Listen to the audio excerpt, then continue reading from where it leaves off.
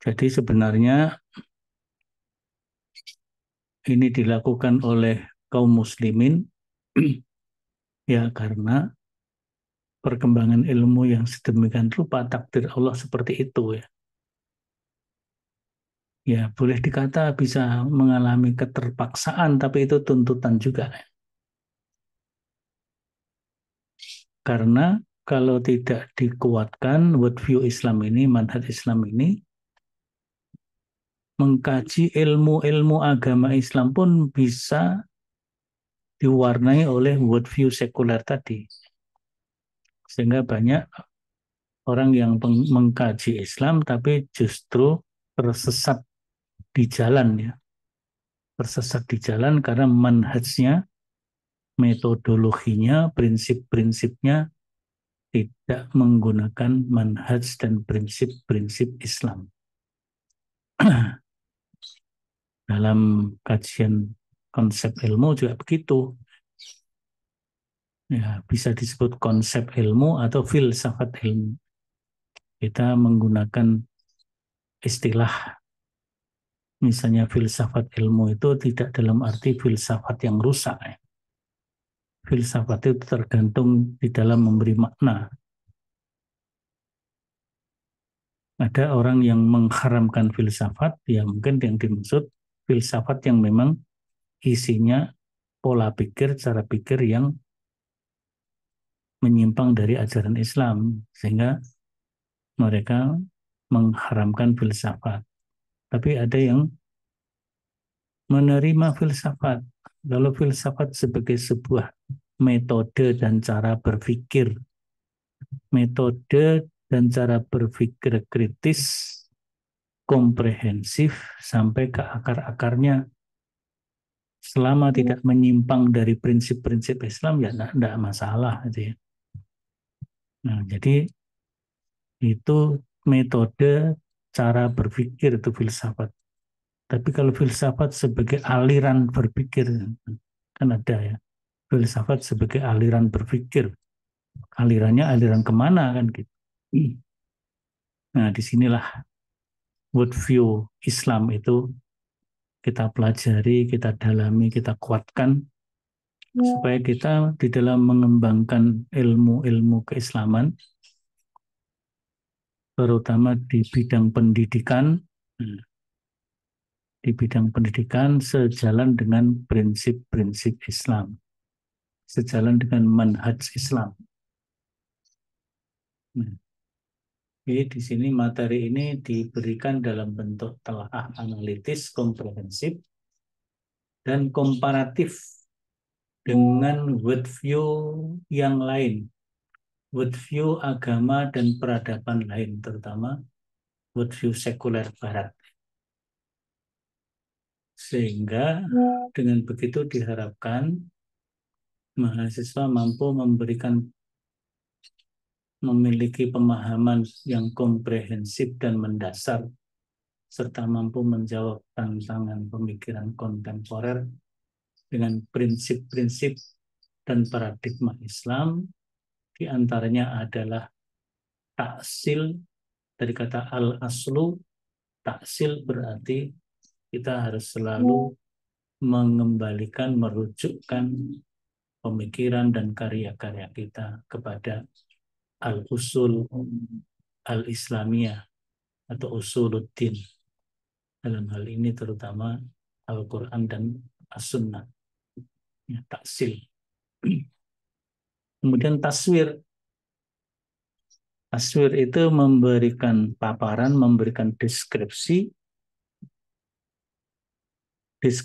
teoritis, deskripsi realitas yang ada di masyarakat. Tadi teoritik itu dikuasai kaum barat sekuler. Berarti kita harus melakukan at-taswir al-islami terhadap waqi'i yang sudah ilmaniyah atau al-ladiniyah tadi. Jadi at-taswir al-islami lil waqa'i al-ilmaniyah wal al-ladiniyah gitu ya. Tentu supaya lebih kuat di dalam taswir itu ya dihubungkan dengan taksil. Jadi hubungan antara taksil dan taswir kemudian melahirkan arahan-arahan, arahan-arahan yang tepat, arahan-arahan yang benar, pengembangan ilmu sesuai dengan prinsip-prinsip Islam. Itulah yang disebut tahap berikutnya, yaitu tarsyid. Tarsyid. Ini tarsyid. Nah, setelah tarsyid maka adalah tatwir, pengembangan. Dikembangkan dengan model-model yang baru yang sejalan dengan prinsip-prinsip Islam, itu tatwir. Dan bagian yang berikutnya adalah tangzir. Tangzir dari nazrun, nazoriyah, teori. Jadi bagaimana bisa menawarkan atau membangun teori baru yang sesuai dengan manhaj Islam. Inilah yang dimaksud dari Islamic worldview.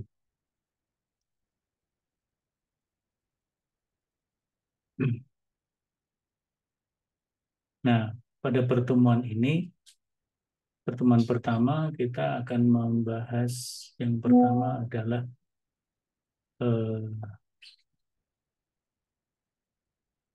konsep dan teori worldview. Konsep dan teori worldview.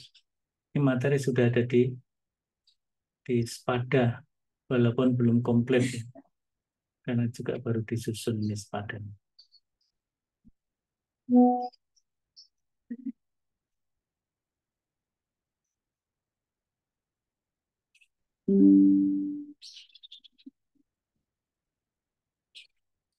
Nah, sekarang kita coba mencermati apa itu worldview.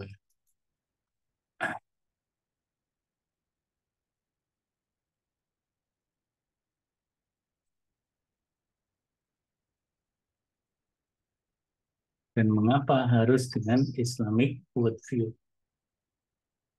Islamic worldview atau al-manhaj al-islami, satu keharusan yang tidak boleh ditinggalkan karena ilmu peradaban yang akan menolong kita kalau kita sifati, kita kuatkan ilmu itu dengan manhaj Islam. Dan itulah worldview Islam. Nah, tapi apa itu worldview? Di worldview secara bahasa, world itu dunia, view itu pandangan. Jadi worldview adalah pandangan dunia. Yang dimaksud adalah cara pandang. Cara pandang di dalam melihat suatu realitas dalam kehidupan. Maka di situ bisa dimaknai worldview itu di samping pandangan dunia juga pandangan hidup, filsafat hidup, prinsip hidup. Itulah worldview. Nah, setiap bangsa, setiap komunitas, setiap peradaban, bahkan setiap orang dan setiap kepercayaan memiliki worldview-nya masing-masing.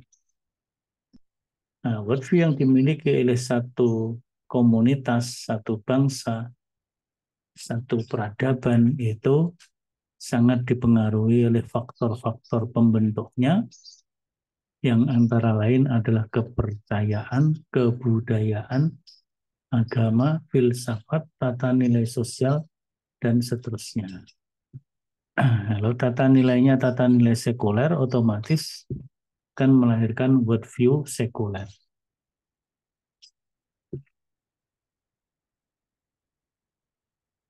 Inilah yang dimaksud dengan worldview itu. Nah, faktor-faktor yang membentuk tadi, membentuk dan menentukan cara pandang dan sikap ya, itu masing-masing memiliki ciri-ciri khusus. Jadi ada yang berpandangan bahwa cakupan realitas itu sempit, tapi ada yang memiliki keluasan. dalam memandang suatu realitas.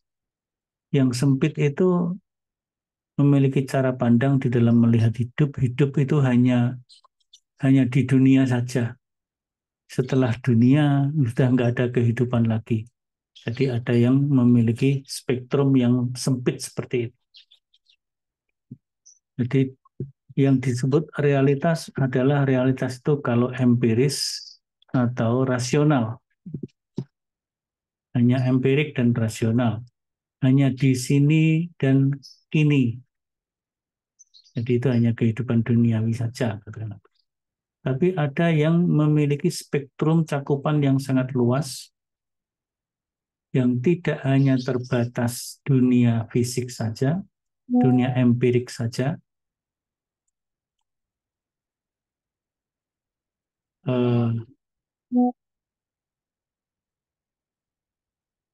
tapi juga mencakup dunia yang goib ya. Jadi ada yang memiliki spektrum fisik, metafisik, alimul ghaibi wasyahadah, gitu kan kira-kira seperti itu.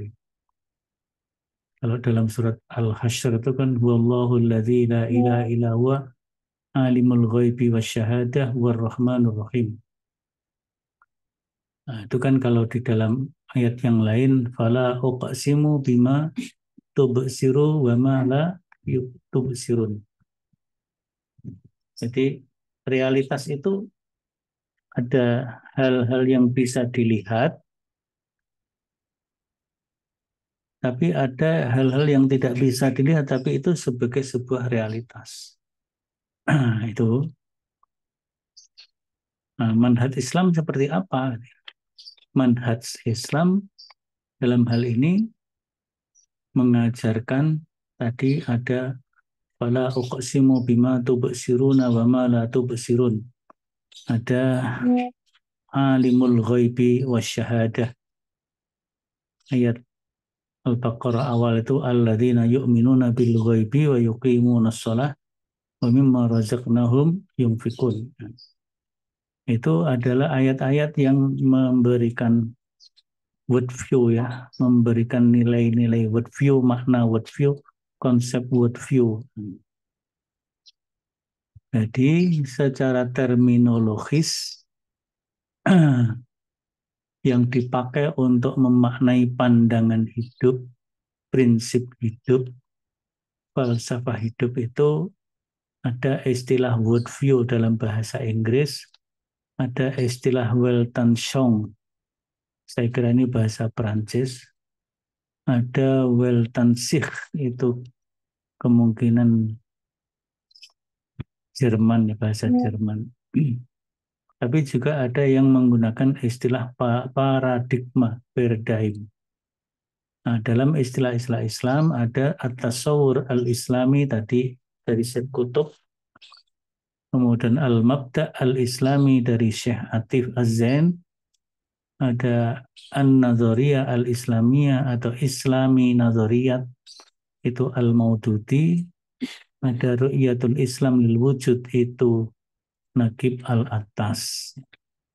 Ini istilah-istilahnya, nanti makna-maknanya, ya, cakupan-cakupannya ini istilah-istilahnya.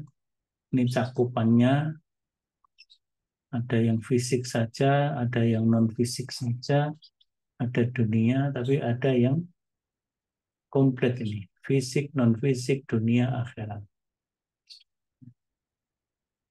Nah, kemudian ini definisi-definisi yang diberikan oleh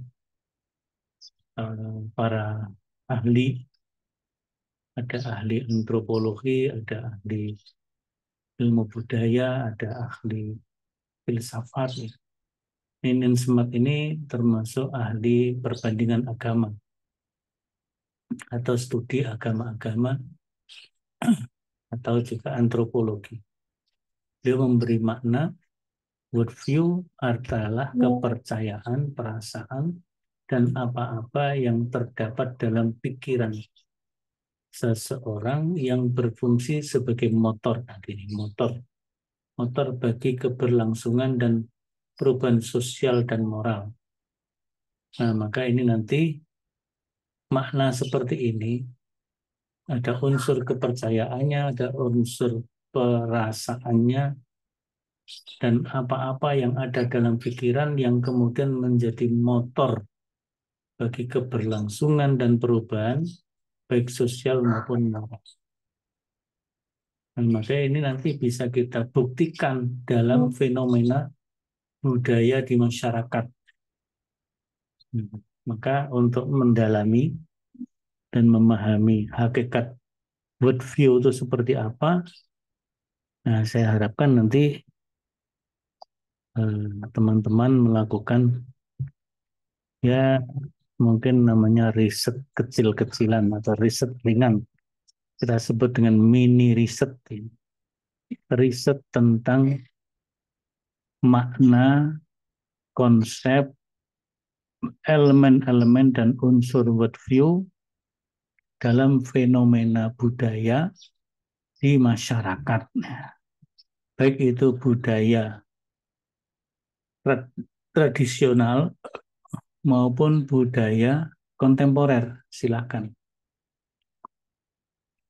Budaya tradisional misalnya ada tradisi larung laut, ada tradisi apa namanya metik orang yang mau panen, petani, kalangan petani ada tradisi metik, terutama tanaman padi. Di sana ada Dewi Sri dan macam-macam. Nah, itu apa di balik itu? Worldview apa? Ada tradisi-tradisi yang lain. Ini yang budaya tradisional. Fenomena budaya tradisional.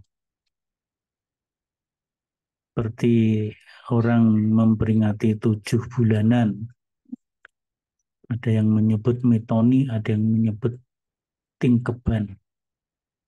Nah, worldview apa di balik itu? Kemudian bagaimana Islamic worldview memandang itu? Nah, inilah yang berangkat dari definisinya Ninian Smart. Definisi yang berikutnya dari Thomas Wall. Thomas Wall ini seorang yang menekuni filsafat agama. Maka bukunya atau tulisannya berjudul Thinking Critically About Philosophical Problem. Nah, dia memberikan makna worldview itu sistem kepercayaan dasar yang integral. Sistem kepercayaan dasar yang terpadu tentang diri seseorang, realitas, dan pengertian tentang eksistensi. An integrated system of basic belief about the nature of yourself, reality, and the meaning of existence. Ini yang lebih ditekankan adalah kepercayaan dasar yang integral mengenai realitas dan makna eksistensi. Nah, kemudian pengertian yang ketiga atau definisi yang ketiga diberikan oleh Alparslan. Kalau yang Ninian Smart itu non-Muslim, Thomas Wall juga non-Muslim, Alparslan seorang Muslim. Nah, beliau memberikan pengertian asas bagi setiap perilaku manusia, termasuk aktivitas-aktivitas ilmiah atau kegiatan-kegiatan atau pandangan-pandangan eptek, ya, ilmu pengetahuan dan teknologi. Setiap aktivitas manusia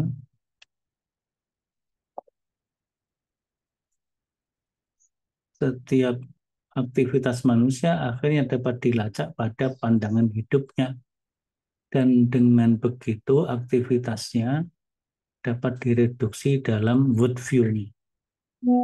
Nah, ini menurut Alparslan Acıken, seorang Muslim dari Turki. yang beliau menulis The Framework of a History of Islamic Philosophy. Ya, memang menekuni filsafat ini gurunya Profesor Amin Abdullah dan juga gurunya Profesor Hamid Fahmi Zarkasi. Nah, dua muridnya itu berbeda pandangan ketika menangkap pesan dari guru yang sama. Bisa jadi perbedaan pandangan karena gurunya mengalami perubahan pemikiran juga bisa jadi. Maka tadi paradigma itu ada istilah shift paradigm, perubahan paradigma. Bisa jadi seseorang mengalami perubahan paradigma. Nah, dari tiga definisi itu dapat diambil benang merahnya. Worldview adalah motor perubahan sosial, asas bagi pemahaman realitas, dan asas bagi aktivitas ilmiah. Nah, kemudian dalam konteks hakikat worldview dapat dikaitkan dengan konsep perubahan paradigma. Tadi kan ada perubahan shift paradigm, paradigm shift, atau Weltanschauung Revolution. Sama-sama ini menunjukkan terjadinya perubahan worldview, perubahan paradigma, karena perubahan dunia dan masyarakat. Jadi paradigma menyediakan konsep nilai, standar, dan metodologi. Nah, kalau nilainya nilai sekuler, standar-standarnya sekuler, maka metodologi bisa jadi liberal, menghasilkan pemikiran-pemikiran yang lepas dari aturan-aturan keagamaan. Itulah maka kita perlu menguatkan worldview. Dari kalangan Islam, di samping Al-Parslan tadi, ada tokoh-tokoh yang memang tokoh-tokoh pergerakan Islam, ya, Al-Maududi. Kemudian Syekh Atif Azen. Ini memang tokoh-tokoh yang diakui sebagai tokoh Islam, ya. Seperti juga Syed Qutb, ya, dengan istilahnya At-Tasawwur Al-Islami. Ini materi ini nanti bisa diakses di Spada, ya, silakan. Silahkan diambil, di-download, dibaca, pelajari. Kemudian elemen-elemen worldview-nya, kemudian nanti teman-teman melakukan mini riset, ya, mini riset. Nah, kalau anggotanya ada 10 orang, kalau dibuat sendiri-sendiri, jadi ini boleh sendiri-sendiri, boleh bergabung dengan temannya, tapi gabungannya maksimal hanya 2. Jadi boleh buat sendiri, boleh buat berdua. Mengangkat satu tema yang sama, 2 orang boleh. Atau sendiri saja. Jadi boleh hanya 1 orang atau 2 orang. Silahkan. Nah, nanti hasil karyanya juga di-upload di Spada. Di-upload di Spada. Nanti tinggal disesuaikan di kelasnya masing-masing. Nah, di sini misalnya di Spada ini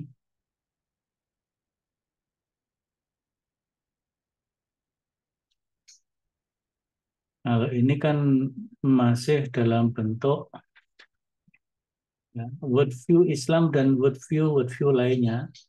Ini saya minta untuk membuat apa namanya infografis. Infografis itu nanti dipelajari apa itu infografis dan bagaimana cara buat infografis. Di YouTube ada itu, ya. Buatlah infografis tentang makna, konsep, dan teori worldview, dan berikan contoh worldview dalam kehidupan masyarakat. Ini masih teoritiknya saja, bukan riset, ya. Bukan riset, pokoknya membaca tentang worldview, termasuk yang saya presentasikan tadi. Nanti saya tambahkan juga beberapa tulisan tentang worldview. Jadi kemudian berikan contoh worldview yang hidup di masyarakat. Berikan uraian bahwa worldview itu penting dan menentukan cara dan jalan hidup seseorang atau sekelompok orang atau komunitas. Selanjutnya, silahkan memberikan komentar singkat tentang perkuliahan ini dan sampaikan perkenalan atau biodata singkat Anda. Ini apa namanya? Yang pertama ya. Tapi nanti Anda di yang kelas C, ini diambil di kelas C. Baru yang akan datang adalah menyampaikan laporan mini riset. Kalau ini belum riset yang ini. Hanya teori, konsep tentang worldview, apa yang saya jelaskan, dan mungkin nanti saya tambahkan beberapa tulisan dari orang lain tentang worldview.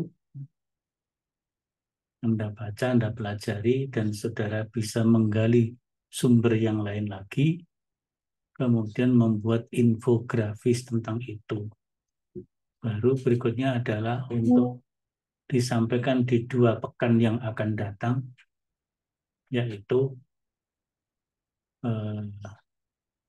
mini riset tentang makna worldview dalam fenomena budaya masyarakat. Tadi dalam fenomena budaya tradisional ya, ini sudah kita sebut. Nah, mungkin ada fenomena budaya kontemporer. Budaya kontemporer. Misalnya budaya ulang tahun, ya, budaya ulang tahun. Meskipun ulang tahun itu juga tradisional karena sudah lama, ya, tapi kan dibungkus dengan fenomena-fenomena tampilan-tampilan kontemporer. Nah, itu berkembang model ulang tahun, tradisi ulang tahun itu berkembang sesuai dengan perkembangan zaman. Tapi mungkin perlu ditelusur historisnya. Kenapa ada ulang tahun? Ada worldview apa di balik itu? Worldview ulang tahun model dulu punya punya punya hakikat apa ya? Punya misi apa? Visi apa? Sedangkan eh, tradisi ulang tahun di era kontemporer ini itu memiliki worldview apa di balik itu. Nah, itu yang bisa dicoba dikorek ya, fenomena ulang tahun. Tapi mungkin ada yang lain-lain lagi ya, yang fenomena tradisional maupun kontemporer. Silahkan. Saudara bisa mengambil yang ada di sekeliling saudara tinggal, tapi bisa juga saudara bisa mengambil yang ada di sekitar atau daerah asal saudara. Itu ya. Itu mini riset. Mini riset.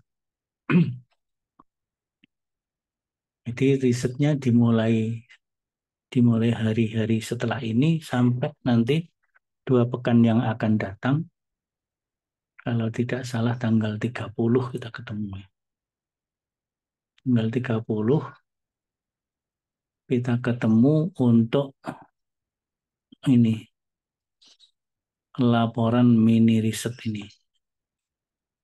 Melaporkan mini riset fenomena budaya di masyarakat, fenomena tradisional boleh, fenomena kontemporer boleh. Bisa juga yang ada kaitannya dengan kependidikan, ya boleh juga ya. Misalnya fenomena budaya tradisional orang Jawa termasuk kaum muslimin di Jawa. Seorang adik yang akan mendahului nikah, mendahului kakaknya dalam melangsungkan pernikahan, Misalnya ada acara pelangkahan, pelangkahan. Nah itu world view di balik itu apa? Nah, kemudian katakanlah di situ ada unsur etika pamitan antara adik kepada kakaknya, minta restu, minta doa pada kakaknya dan sebagainya. Ini kan ada unsur kependidikannya. Nah, mungkin di situ nilai kependidikannya bisa dikatakan memiliki nilai kebaikan ya. Tetapi dari sudut pandang Islam bagaimana? Itu ini perlu ya, perlu. Nah, di dalam forum ini nanti ada diskusi, forum diskusi tertulis. Di samping diskusi secara lesan by Zoom yang nanti akan kita lakukan pada 2 pekan yang akan datang Jumat tanggal 30. Eh, Jumat atau hari apa ya? Tanggal 30 itu. Nanti bisa kita lihat jadwalnya.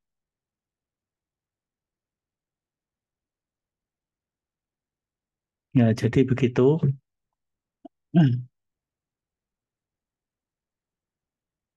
Supaya disiapkan betul untuk mini riset di tugas yang kedua. Yang mini riset itu bisa individual, bisa kelompok. Individual berarti 1 orang, kelompoknya maksimal hanya 2 orang saja. Nah, sedangkan yang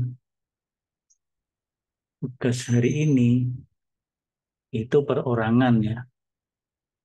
Tugas hari ini perorangan, yaitu membuat infografis. Membuat infografis.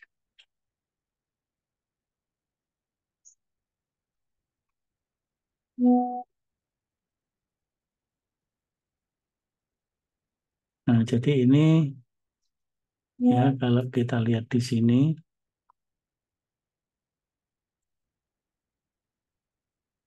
diberi waktu ini sekarang tanggal 6 ya. 6 sampai due date-nya tanggal 13.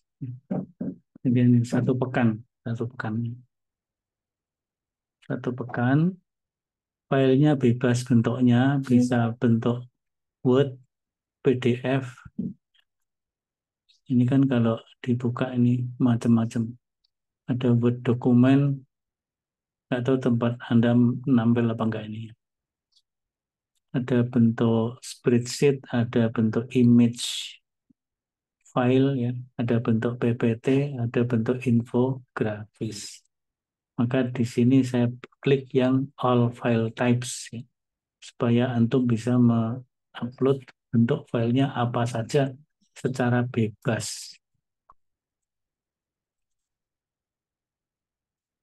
Nah, itu apa namanya yang tugas individual pertama, yaitu membuat infografis tentang konsep dan teori worldview. Ya, konsep teori worldview. Nah, yang saya sampaikan tadi kan ringkasan dari konsep dan teori worldview. Nanti bisa diambil di buku-buku, ya buku yang diantara yang bisa dibaca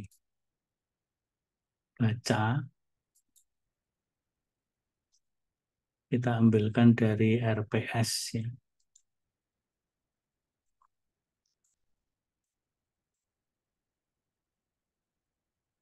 Dari RPS. Nah, ini memang RPS-nya belum sempurna, tapi kan nggak apa-apa.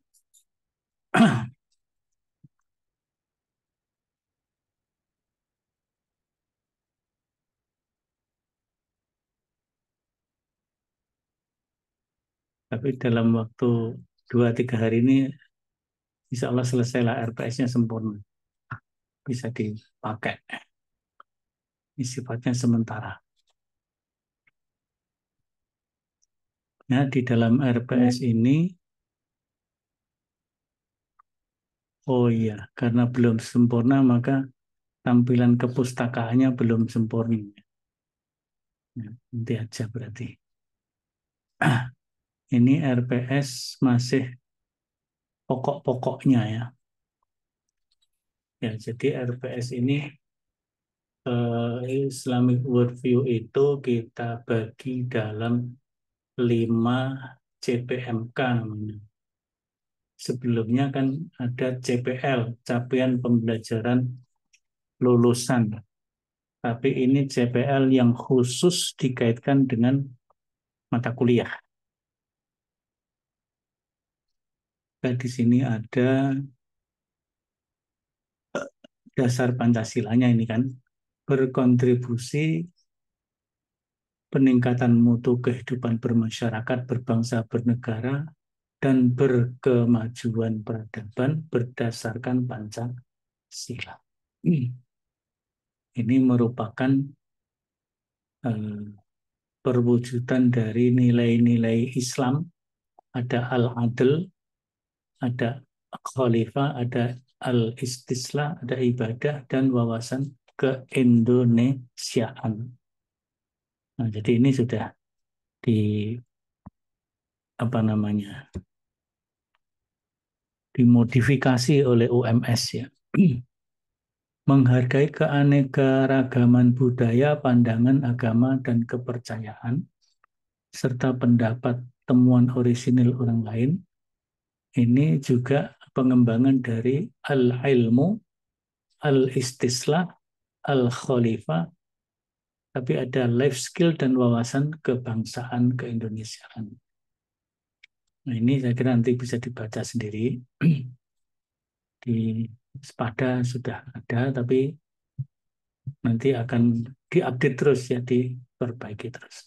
Nah, kemudian kita bagi ada 5 CPMK. CPMK itu capaian pembelajaran mata kuliah. Yang pertama, mahasiswa mampu menjelaskan konsep worldview dan urgensi Islamic worldview. Termasuk di dalamnya adalah mengenal konsep worldview dalam fenomena budaya bangsa atau masyarakat. Kemudian menguraikan sumber dan landasan pembentukan worldview Islam. Nah, maka di sini nanti ada kajian tentang wahyu, tentang kenabian, tentang sumber-sumber ajaran Islam, Al-Quran, Sunnah, tentang tauhid, akidah sebagai pembentuk utama worldview. Ya. Kemudian yang kedua, worldview Islam tentang konsep dan filsafat ilmu. Maka nanti ada pembahasan tentang hubungan agama dan ilmu, pembahasan tentang konsep filsafat ilmu yang terbagi dalam 3 pembahasan pokok, yaitu ontologi ilmu menurut Islam, epistemologi ilmu menurut Islam, dan aksiologi ilmu menurut Islam, supaya kita lebih mantap di dalam menggali pandangan Islam, worldview Islam, maka bisa kita bandingkan dengan worldview Barat. Jadi ontologi ilmu menurut Islam dan Barat, epistemologi menurut Islam dan Barat, dan juga aksiologi menurut Islam dan Barat. Kira-kira begitu.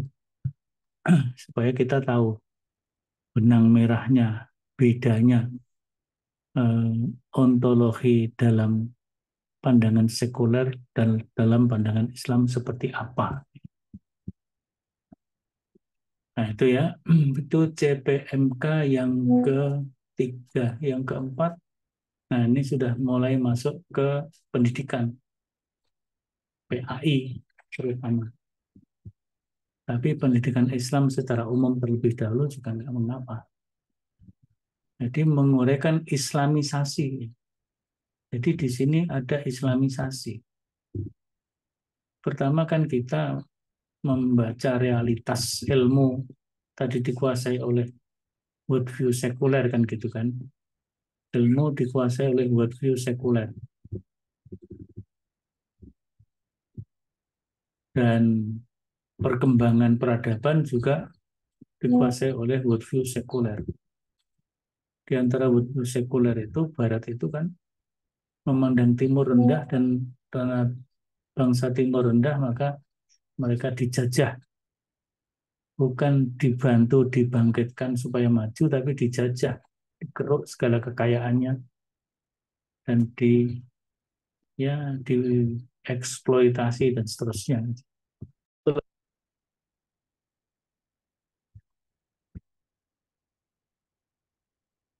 Kolonialisme,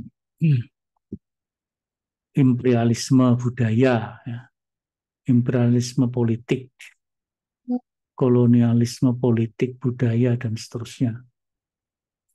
Tapi kalau dulu orang Barat itu mengenal Islam dengan baik dan kafah, memandang Timur itu rendah terbelakang, dia datang bukan menjajah, dia datang berdakwah dan memberdayakan. Nah, mungkin dulu kalau begitu datangnya orang-orang Belanda, apa itu Snokkurgronya, apa itu Van der Plas itu kita sambut dengan ahlan wa sahlan ya. Tapi karena mereka menjajah dan agama yang mereka peluk pun menjadi dalam tanda petik menjadi agama penjajah juga akhirnya ya, ya maka kita tidak menyampaikan ahlan wa sahlan, kita merespon secara ilmiah, kita melakukan ini reislamisasi. Jadi bukan islamisasi sebenarnya, tapi reislamisasi. Nah, sebelumnya ilmu ini sudah dikuasai, dikendalikan oleh kaum muslimin. Jadi terjadi perubahan yang sangat diametral, akhirnya perlu kita lakukan reislamisasi. Setelah reislamisasi, baru desain implementasi worldview Islam. Tadinya implementasi Islamisasi itu, tapi di balik Islamisasi ada pengilmuan Islam, ada pengilmuan Islam. Maksudnya di sini bukan menganggap Islam itu tidak ilmiah. Pengilmuan Islam itu ayat-ayat Al-Quran, hadis-hadis Nabi, itu kan formulanya belum formula ilmiah. Formulanya baru formula pengetahuan dan informatif. Sehingga perlu diformulasi dalam konsep-konsep ilmu. Seperti misalnya kalau Al-Quran mengatakan, Ya ayyuhalladzina amanu la ta'kulur riba. Maka bagaimana membangun teori tentang riba itu?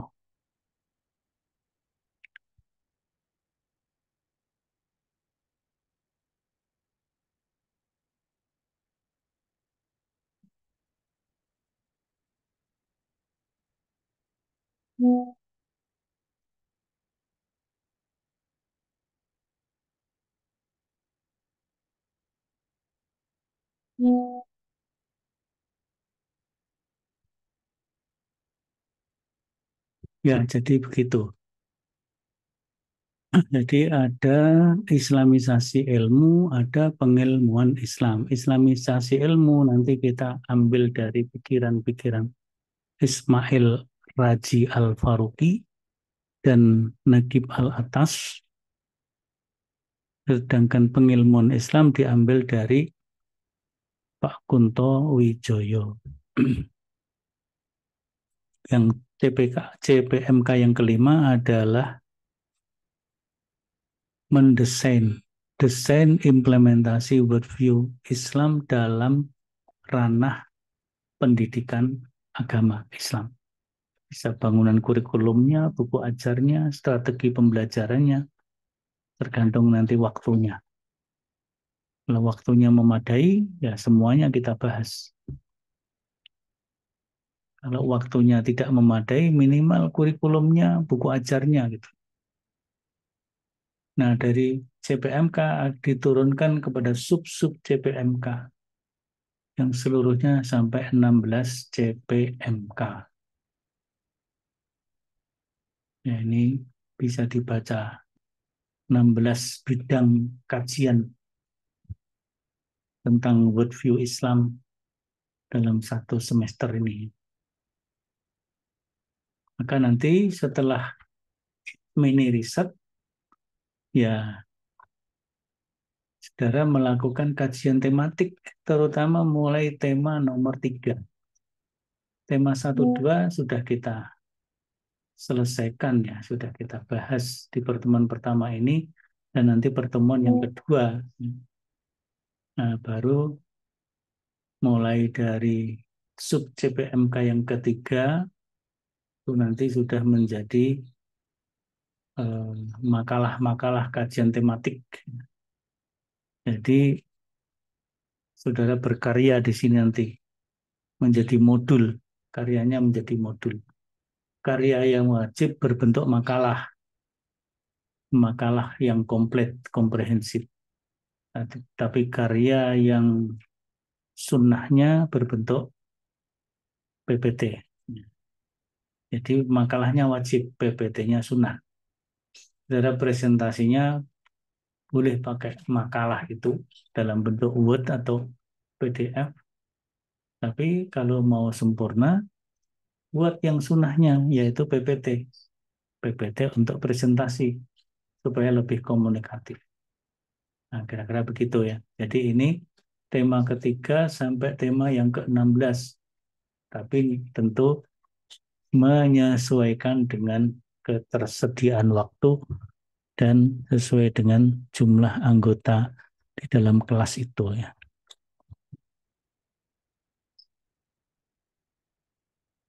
Nah, ini apa namanya? Pokok-pokok ya. Ada 16 topik yang kita pelajari dalam satu semester nih. Saya masih melanjutkan tentang worldview tadi, yang masih kurang sedikit. Baru nanti mungkin kalau ada pertanyaan-pertanyaan dipersilahkan. Ya tadi kan kalau dari yang kalangan non-muslim, meskipun di bagian sini tokoh yang terakhir namanya Al-Paraslan itu seorang muslim dari Turki. Nah, tapi kita lihat ini Al-Maududi memiliki pemikiran seperti ini. Ya. Jadi menurut Al-Maududi, syahadat itu adalah perangkat pertama worldview Islam. Ya. Worldview Islam itu yang pertama didasarkan kepada tauhid, dan yang kedua adalah mengikuti, mentaati Rasul. Syahadat itu kan ada syahadatul tauhid, asyhadu alla ilaha illallah, dan syahadatul Rasul, asyhadu anna Muhammadar Rasulullah, yang artinya al-ittiba wal mutaba'ah. Ittiba berarti mengikuti, mutaba'ah mencermati untuk diikuti, mencermati ajaran-ajaran Rasul untuk diikuti atau ditaati. Kalau perintah ya dikerjakan, larangan ya ditinggalkan. Nah, maka istilahnya Al-Maududi, syahadat itu adalah pernyataan moral yang mendorong manusia untuk melaksanakan dalam kehidupan secara menyeluruh, secara kafah. Nah, ini apa namanya? Asy-syahadah itu ya. Asy-syahadah. Nah, baik, mungkin supaya tidak monoton dari saya, mungkin kalau ada yang mau bertanya, ini tadi, oh, saya kira Pak Mukid bertanya, tapi hanya izin sebentar. Ini Pak mau jemput putrinya atau saudaranya. Ya, saya persilahkan, ada yang mau bertanya, silakan. Mas. Izin saya, Ustaz. Untuk aplikasi Spada tadi, cara masuknya bagaimana Ustaz ya? Sebenarnya otomatis masuk kalau sudah me- sudah apa namanya, sudah login menggunakan akun email WMS itu. Ya. Oh tadi login diminta untuk masukkan user apa username tadi, username dan password tadi gimana Ustaz? Ya username-nya itu, emailnya itu. Oh username berarti menggunakan email, kemudian Iya, passwordnya. iya. Lah passwordnya udah udah minta ke, udah tahu password emailnya itu enggak? Oh password email ya.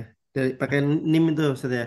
Iya, password emailnya kalau misalnya ini apakah apa dibuat sendiri atau minta ke kemana, ke IT ya, ke IT. Belum dapat dari admin PAI. Kemarin sudah saya setorkan nama-namanya. Tapi Oh iya. Iya. biasanya password menggunakan nol apa huruf O yang kecil itu depannya kemudian NIM Oh yang ya, seperti yang kelas lain. oh ya, Nggih, dicoba, sepertinya seperti dicoba itu. saja nanti ya. Nggih, nggih. Insyaallah. Coba tak lihat apakah ada yang sudah masuk atau belum. Jadi kalau bentar,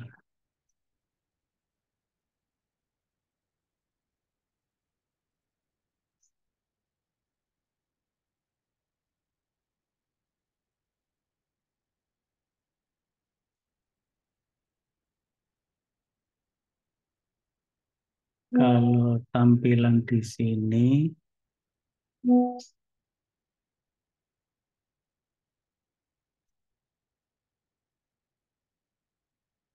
kalau tampilan di sini kan sudah ada nih kelas A, B, C, kelas A, B, C sudah ada.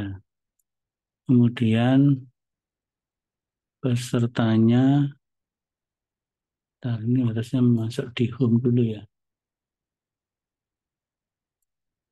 home.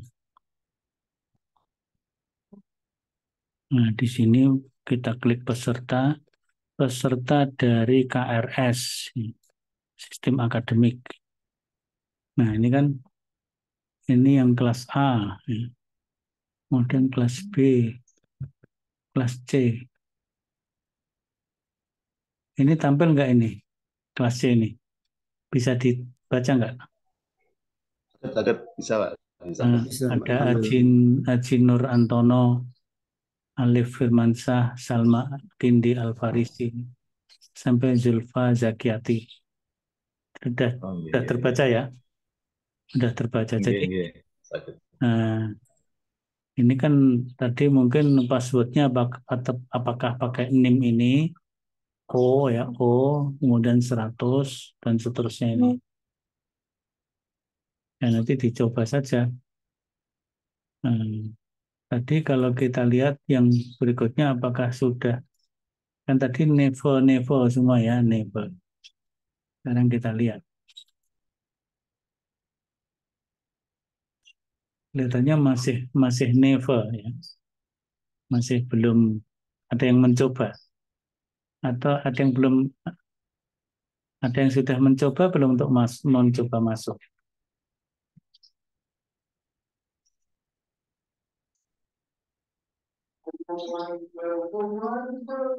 Coba Mas Astalma sudah mencoba belum?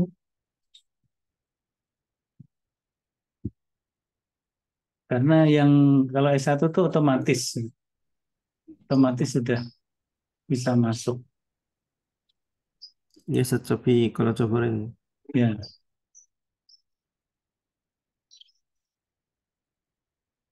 ini di tempat saya sudah azan asar ya. Nanti kita skors 20 menit ya. 20 Nggih, Pak, menit. siap. Sini juga azan, pas azan nggih. Kita skors 20 menit untuk sholat asar. Nggih, Pak. Setelah itu kita lanjutkan sampai jam 15.45. Nah, nanti yang waktu asarnya, waktu sholatnya berbeda, menyesuaikan saja. Nggih, nggih. Mungkin yang arah barat masih belum. arah timur sudah lewat gitu kan. Iya, Ini baru selesai adzan nih. barat Hmm. agak nanti. Yang Cepu mungkin sudah ya. Iya Pak, ini baru selesai adzan di Masjid Oh, Karimah. ya, baik kita skor dulu aja. Iya, iya. Saya melaksanakan sholat, insya Allah 20 menit selesai. 20 menit. Iya, Saya sami, skor sami. 20 menit. Terima kasih. Iya, terima kasih. Nah, yang itu tidak sejalan dengan worldview Islam kira-kira gitu. Ini kajian awalnya, baru kajian awal. Ada yang mau ditanyakan tentang hal itu, silakan.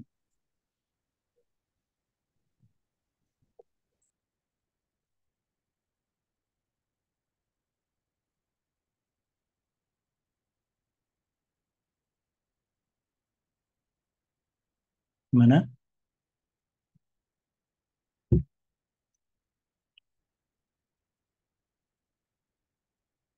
Kalau nggak ada, saya lanjutkan sedikit yang tadi.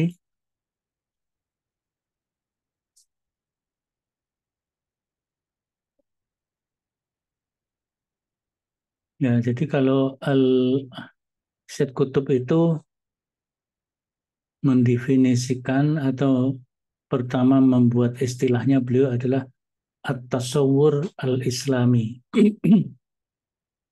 Tasawwur dari kata surah, surah tasawwara, ya tasawwaru, jadi penggambaran atau cara pandang ya, cara pandang Islam.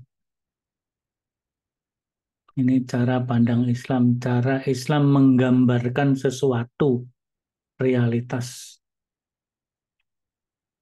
Nah, di sini didefinisikan akumulasi dari keyakinan asasi yang terbentuk dalam pikiran dan hati setiap Muslim yang memberi gambaran khusus tentang wujud dan apa-apa yang di sebalik itu. Ini di dalam kitab Muqawwamat At-Tasawwur Al-Islami yang ditulis oleh Syed Qutb. Kemudian Naqib Al-Atas, beliau membuat istilah Ru'yatul Islam lil wujud. Jadi pandangan Islam tentang wujud. Definisinya pandangan Islam tentang realitas dan kebenaran yang tampak oleh mata hati dan yang menjelaskan hakikat wujud. Oleh karena apa yang dipancarkan oleh Islam adalah wujud yang total, maka worldview Islam adalah pandangan Islam tentang wujud. Ru'yatul Islam lil wujud. Nah, wujud di dalam Islam itu kan ada wujud syahadah, ada wujud al-ghaib. Ada yang empiris, rasional, ada yang non-empiris. Ada yang ghaibiyah, non-empiris. Tapi ditangkap, dipahami dengan keyakinan. Itu Naqib Al-Atas. Nah, kemudian worldview Islam itu memiliki perkembangan ini. Jadi lahirnya worldview Islam berangkat dari agama atau dinul Islam itu sendiri, kemudian akidah, kepercayaan, kemudian tradisi atau sunnah, sunnah Islam, sunnah Nabi, sunnah Rasul, dan juga sakofah wal hadara al-islamiyah. Kemudian juga pendidikan at-tarbiyah wa ta'dib, kemudian juga al-buhus, penyelidikan al-islamiyah itu maka akan melahirkan worldview, melahirkan cara pandang, melahirkan teori-teori, melahirkan konsep-konsep, makna-makna yang sesuai sesuai dengan prinsip-prinsip manhaj Islam. Nah, ini perkembangannya pada periode Mekah. Pada periode Mekah artinya di awal Rasul, di awal bahkan Nabi awal diangkat menjadi Nabi dan Rasul. Tentu ketika Nabi belum diangkat, belum ada worldview Islam itu. Cuman mungkin benih-benihnya sudah ada. Nah, di dalam periode Mekah ini lebih penekanannya kepada konsep akidah tauhid, penciptaan, konsep akhlak atau etika, konsep tentang alam, penciptaan alam, dan hari akhir. Kan hari akhir kan surat apa namanya? Ya, surat-surat pendek yang turun di Mekah itu banyak bicara tentang itu. Nah, kemudian baru periode Mekah menjelang Nabi hijrah ke Madinah. Menjelang Nabi hijrah ke Madinah, sudah mulai terbentuk worldview yang mengarah kepada peradaban. Maka konsep ilmu itu sudah mulai muncul. Nanti bisa dilihat itu tata urut turunnya Al-Quran ya. Jadi ada tartibul Quran an-nuzuli. Jadi mulai ada konsep ad-din, ada ya karena kan misalnya dalam surat Al-Fatihah itu sudah ada Maliki Yaumiddin. Nanti di ayat-ayat yang lain juga ada kata ad-din yang maknanya beragam. Ya, kalau ad-din dalam Al-Fatihah itu Maliki Yaumiddin, Yaumuddin, Yaumul Jaza. Tapi din yang lain lakum dinukum waliyadin. Kemudian ada konsep ibadah, konsep kenabian dan lain-lain sebagainya. Ini sudah mulai membentuk peradaban yang lebih komprehensif. Nah, nanti pada periode Mekah, Madinah itu sudah menjadi lebih komplit lagi ya, lebih kompleks lagi. Ada konsep ummah, ada konsep jihad, konsep daulah, konsep ukhuwah, dan lain-lainnya. Ini Islamic worldview dalam perkembangannya di dalam sirah atau dalam sejarah. Nah, kemudian kalau dilihat dari unsur-unsur worldview, elemen-elemen worldview, masing-masing ahli memiliki unsur kesamaan dan unsur perbedaan. Misalnya Thomas Wall dengan Nenin Smart ini, sini yang sama adalah tentang unsur masyarakat, etika ya. Kemudian yang enggak ada adalah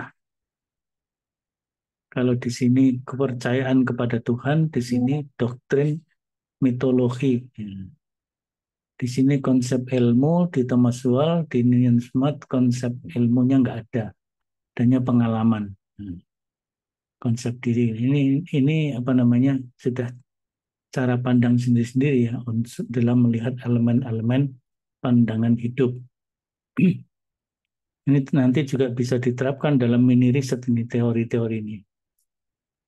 Nah, kemudian kalau Islam kita lihat ini ya. Syekh Atif sudah langsung yang pertama menyebut konsep wahyu, konsep din wa daulah, spiritual dan material. Ini lebih global tetapi lebih mencakup. Tidak rinci tapi mencakup keseluruhan. Kemudian Syed Qutb menyebut sesuatu keseluruhan dipisahkan oleh elemen-elemen atau bagian-bagian. Jadi pada dasarnya menurut Syed Qutb, worldview Islam itu satu kesatuan yang menyeluruh, tetapi bisa dibagi-bagi dalam elemen-elemen dan juz-juz kecil, kira-kira gitu ya.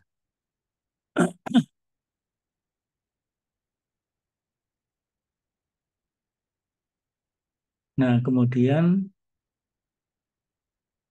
kalau menurut Al-Attas, ya menurut Al-Attas elemen-elemennya berangkat dari konsep hakikat Tuhan, jadi konsep ketuhanan. Kemudian konsep wahyu, konsep penciptaan. Nah, di dalam wahyu itu mengandung paparan tentang konsep penciptaan, jiwa, ilmu, din, kebebasan atau istiqlal atau al-khuriyah wal istiqlal.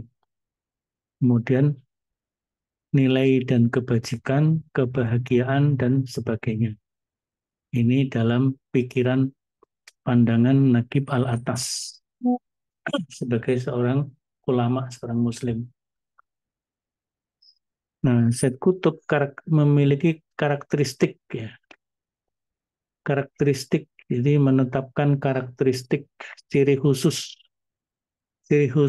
worldview Islam itu. Worldview Islam memiliki karakter Rabbaniyah, berasal dari Rabb, berasal dari Tuhan. Bersifat sabat atau tetap, as-sawabit. Kemudian syamil, menyeluruh, syumulia atau syamilah. Kemudian tawazun, keseimbangan, keseimbangan antara duniawi dan ukhrawi, keseimbangan antara ifrat dan tafrid, keseimbangan antara spiritual dan sosial, individual, itu semuanya. Sikap positif, ijabiyah, realistis atau pragmatis, waqi'iyah, dan tauhidi, bersifat tauhidi. Tauhidi di satu sisi berangkat dari sifat Allah yang ahad, al-ahad, tauhid. Di sisi lain melahirkan satu prinsip yang integralistik, ya, kesatuan dan penyatuan. Maka tidak ada dikotomi sebenarnya dalam Islam.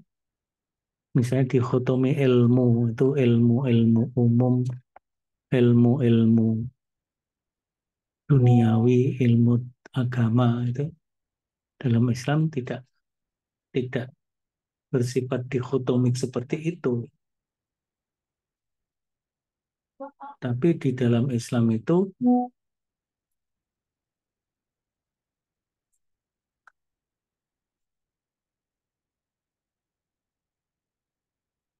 tauhidi, monokotomi.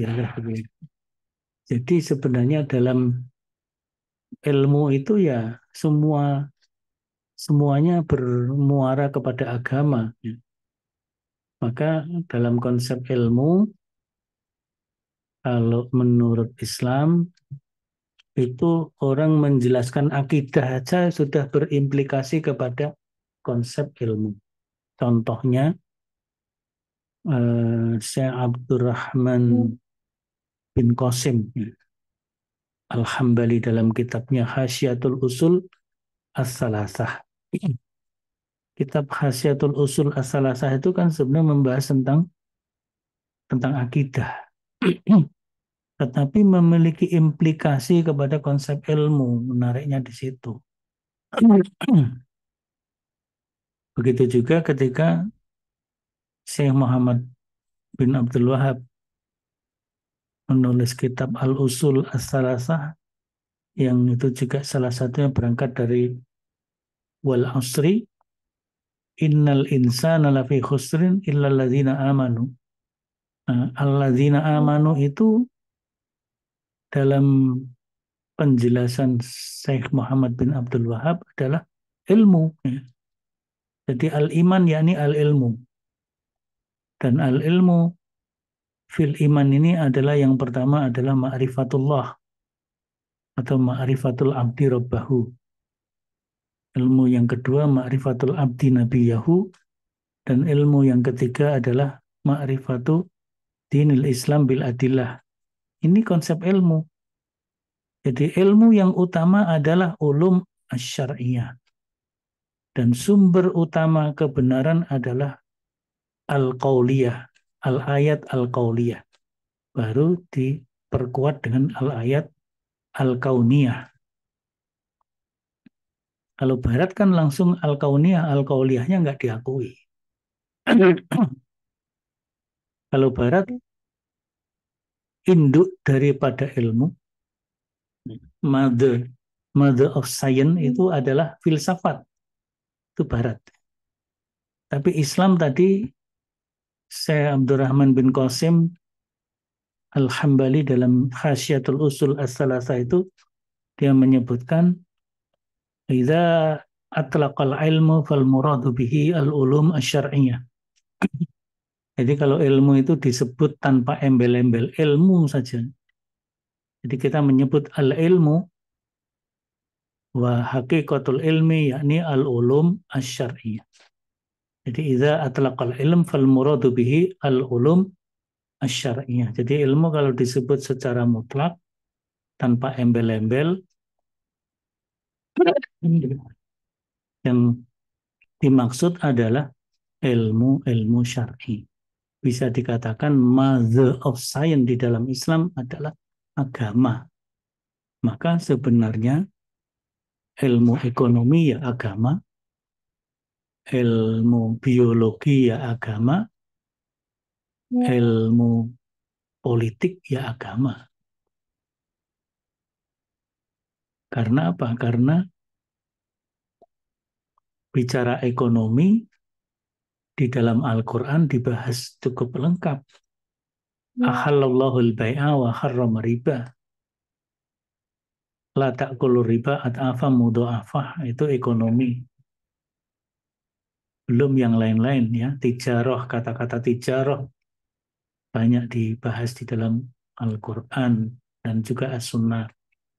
Biologi juga begitu. Afala yang turuna ilal ibili kaifa khuliqat dan seterusnya dan seterusnya. Jadi kalau Syekh Abdurrahman bin Qasim Al-Hambali dalam kitab Hasyiatul Usul As-Salasa, dia sebenarnya membahas akidah, tetapi sekaligus dia membahas ilmu. Nah, karena di dalam Islam kesatuan integrated antara ilmu dan agama itu satu kesatuan. Jadi justru ilmu yang paling pokok ilmu agama, ilmu-ilmu yang lain itu merefer kepada ilmu agama.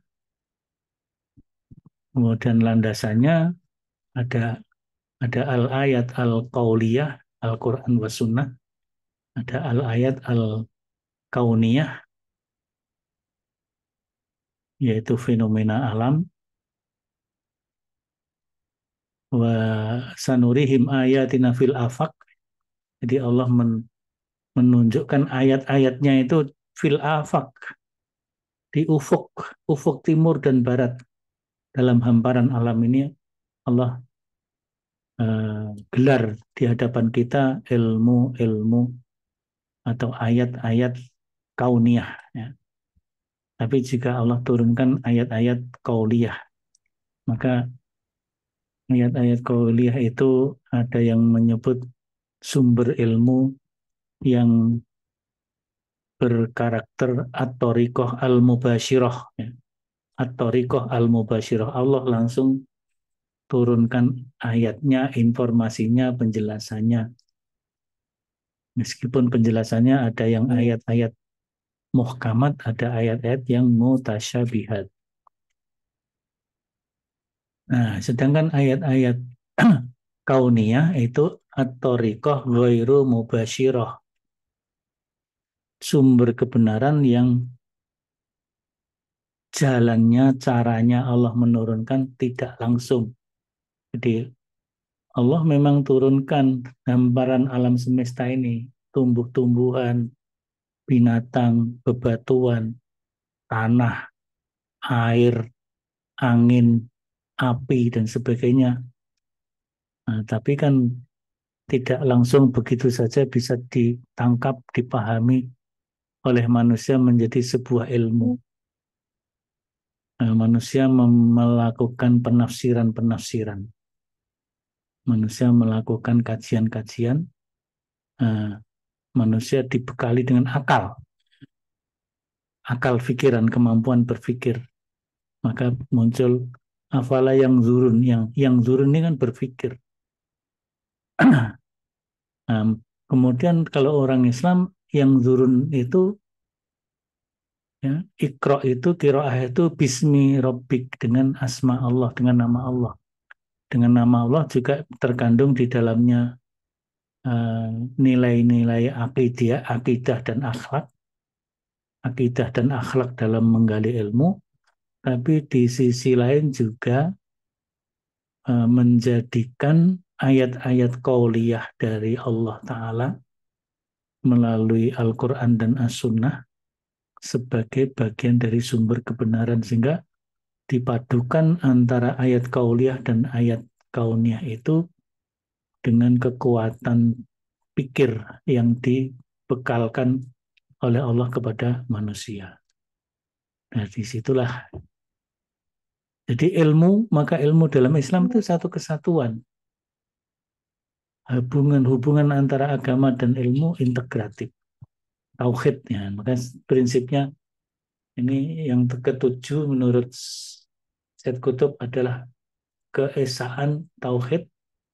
Ini melekat kepada sifat Allah, tapi juga melekat kepada sistem Allah menurunkan ilmu dan kebenaran kepada umat manusia, keterpaduan antara kauliyah dan kauniyah. Waktunya tinggal 1 menit, terima kasih. Nah, ini saya rekam, nanti saya kirim link rekamannya untuk bisa didengarkan kembali. Meskipun mungkin rekamannya nggak tahu bagus apa enggak, Allah alam. Tentang sepada, nanti saya komunikasikan dengan pihak administrasi, mudah-mudahan nanti bisa masuk semuanya, dan dengan begitu kegiatan kita terdokumentasi dengan lengkap di LMS pada ini. Termasuk forum diskusinya, diskusi tertulisnya, ya, masukan-masukan dari teman-teman semuanya, kita saling belajar di sini. Ya. Saya kira demikian, waktu sudah habis, pas nih jam 3:45, karena saudara nanti akan masuk dengan mata kuliah yang lainnya. Terima kasih, mari kita akhiri bersama dengan kafaratul majlis. Subhanakallahumma wa bihamdika asyhadu an la ilaha illa anta astaghfiruka wa atubu ilaik. Makasih Ustaz. Matur nuwun Ustaz.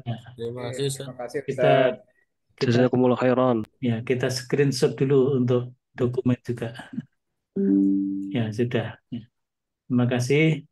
Kurang lebihnya mohon maaf. Assalamualaikum warahmatullahi wabarakatuh. Waalaikumsalam. Warahmatullahi wabarakatuh. Jazakumullah khairan. Wa iyyakum.